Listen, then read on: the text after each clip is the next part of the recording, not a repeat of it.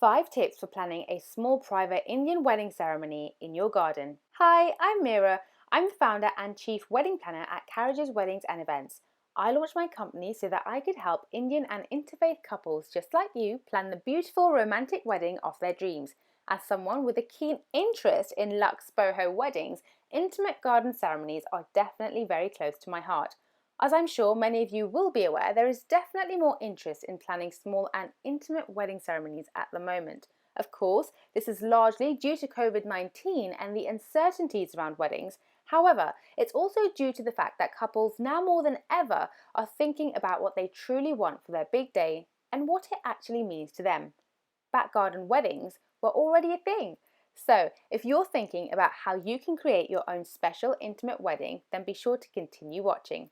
However, I just want to point out that the rules around weddings are constantly changing at the moment, so to find out exactly where you stand, be sure to head over to www.gov.uk and type in weddings in the search bar. So, here we go. Here are my top 5 tips on planning your own ceremony. Number 1, your venue. The venue is so important. In order to create that intimate feeling, it's key that you select the right venue. For the main part of this video, the focus is to inspire you in transforming your own back garden. However, not everyone will have a garden or one that's big enough to host, say, around 30 people, in which case it's okay to look elsewhere and potentially even ask family members if you could borrow their space. You can also look out for nearby farms and barns.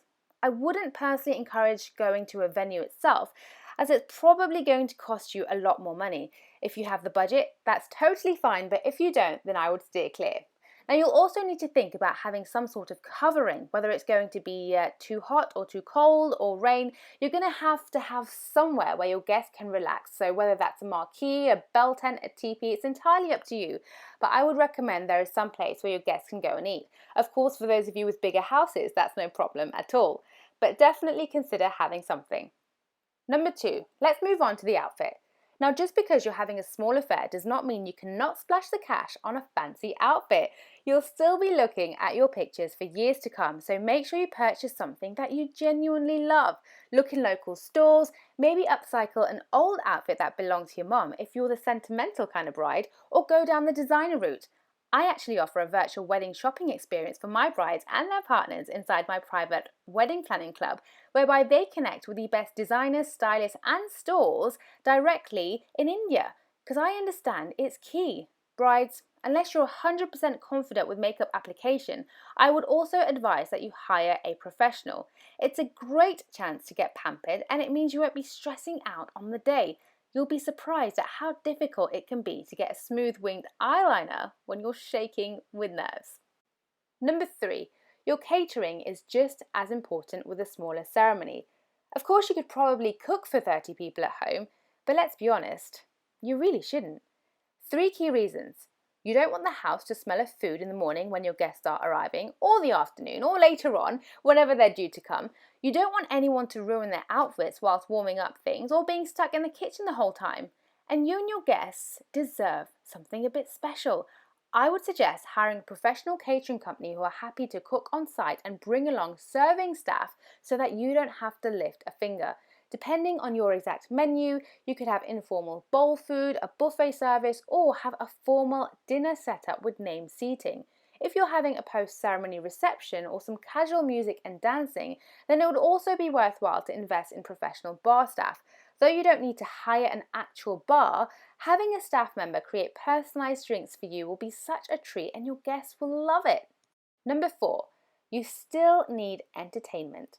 My personal pick would be some soothing instrumentalists during the ceremony and perhaps an acoustic singer or small band during dinner and for dancing later on.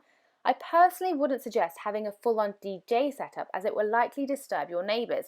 I'd imagine you're also trying to create more of an intimate vibe rather than a full-on rave. However, if your crowd really does like a party, then a DJ is certainly an option. Number 5, what sets an intimate wedding apart from a large-scale wedding is the decor. Now, this is your chance to really personalise things and go the extra mile.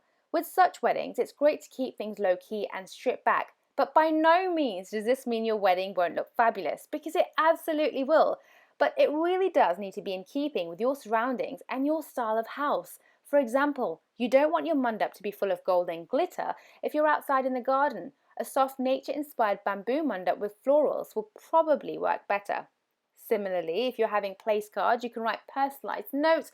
You can create bespoke hampers to give your guests as return gifts or favours perhaps, and you can even dot smaller personal photo frames and items throughout the house, marquee or garden to make it feel more personal. I would also encourage you to hire some lounge furniture as well as your regular tables and chairs, as there's nothing quite like a post-ceremony cup of tea when you're relaxed.